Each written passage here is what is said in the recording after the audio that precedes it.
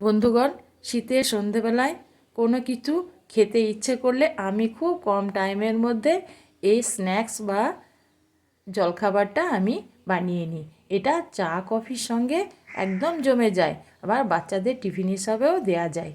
আর এই জন্য আমি প্রথমে গ্যাসের মধ্যে দিয়ে দিলাম 1 চামচ তেল। তেলটা দেওয়ার পর আমি দিয়ে দিলাম 1/2 চামচ গোটা সর্ষে আর 1/2 চামচ গোটা জিরে।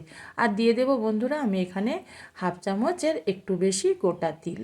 এবার সমস্ত উপকরণগুলোকে তেলের মধ্যে একটু নেড়ে চেড়ে ভেজে নেব। একটু ভাজা হয়ে গেলে এখানে আমি দিয়ে দেব জল। এখানে আমি দিয়ে দিলাম 1 কাপ, আর অল্প একটু জল আমি দিয়ে দেব।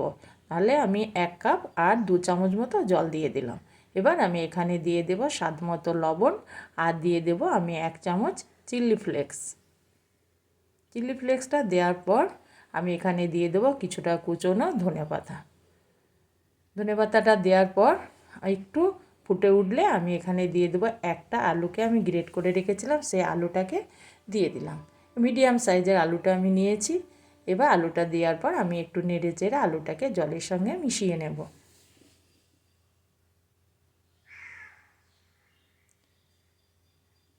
আমি গ্যাসটাকে কমিয়ে দিয়েছি, আলুটা আস্তে আস্তে সেদ্ধ হোক।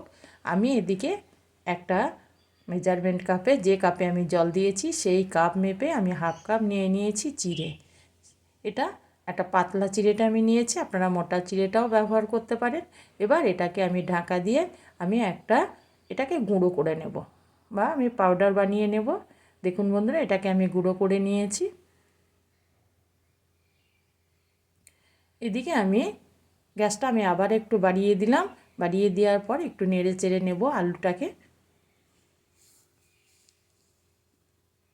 একটু নেড়ে চেড়ে নেওয়ার পর আমি এখানে দিয়ে দেব বন্ধুরা যে চিড়েটাকে আমি গুঁড়ো করে রেখেছি, সেই চিড়েটাকে আমি দিয়ে দেব আলুর সঙ্গে।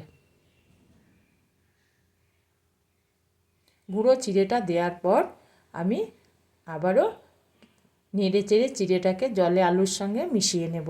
আর এইভাবে নেড়ে চেড়ে আমি একটা ডো রেডি করে নেব। আর ডোটা হবে সফট। এভাবে আমি নেড়ে চেড়ে, আর গ্যাসটাকে আমি এখন মিডিয়াম থেকেও কমিয়ে দিয়েছি। এইভাবে আমি নেড়ে চেড়ে একটা ডো রেডি করে নিলাম।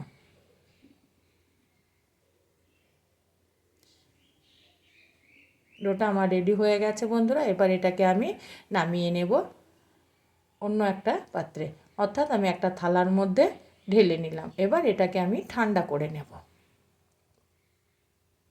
মিনিট 5 আমি এটাকে ঠান্ডা করে নেব, গরম ভাবটা যাওয়া পর্যন্ত।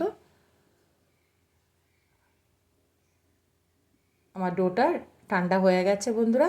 এবার আমি হাতে করে, যেমন আমরা নারকেলের নাড়ু তৈরি করি বা ছোট বলের মতো, এরকম শেপ দিয়ে নেব হাত দিয়ে পাকিয়ে। হাতের তলার মধ্যে নিয়ে নেব, দিয়ে এইভাবে পাকিয়ে নেব। হ্যাঁ বন্ধুরা, আমি এখানে গোল শেপ দিয়েছি। আপনারা আপনাদের পছন্দ মতো লম্বা শেপ বা গোল শেপ যেমন ইচ্ছা তেমনি বানিয়ে নিতে পারেন। দেখুন আমি একটা লম্বা করে দেখিয়ে দিচ্ছি বন্ধুরা। এভাবে লম্বা শেপও দিতে পারেন, কিন্তু এটা আপনাদের ইচ্ছা। আমি কিন্তু এখানে সবগুলোকে নারকেলের নাড়ু যেমন আমরা তৈরি করি ঠিক সেই রকম শেপ দিয়ে নেব। আমার সমস্ত নাস্তাগুলো বন্ধুরা রেডি হয়ে গেল। এবার এগুলোকে আমি ভাজতে চলে যাব।